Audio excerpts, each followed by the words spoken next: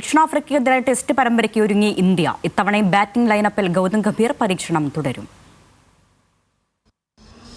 ഇത്തവണത്തെ test championship നേടാൻ കച്ചകെട്ടിയിറങ്ങുന്ന ഇന്ത്യക്ക് നിർണായക പോരാട്ടം. സ്വന്തം മണ്ണിൽ നിന്ന് വെസ്റ്റ് ഇൻഡീസിനെതിരെ മിന്നും ജയവുമായാണ് ഇന്ത്യ പ്രോട്ടീസിനെതിരെ ഒരുങ്ങുന്നത്.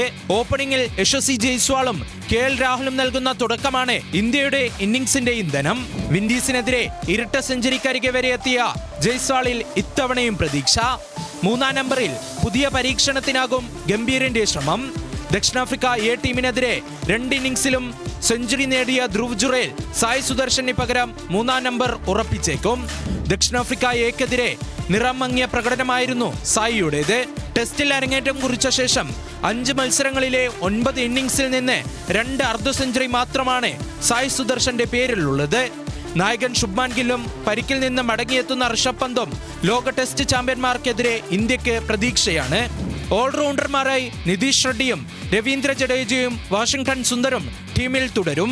ബൗളിംഗിൽ ജസ്പ്രീത് ബുംറയാണ് ഇന്ത്യയുടെ കുന്തമുന. ഒപ്പം മുഹമ്മദ് സിറാജും ചേരുന്നതോടെ പേസ് നിര സുശക്തം. കുൽദീപ് യാദവ് ആയിരിക്കും ടീമിലെ ഏക സ്പെഷ്യലിസ്റ്റ് സ്പിന്നർ. ഈഡൻ ഗാർഡൻസിലെ ആദ്യ മത്സരത്തിന് മുന്നോടിയായി കനത്ത പരിശീലനത്തിലാണ് ഗംഭീറും സംഘവും.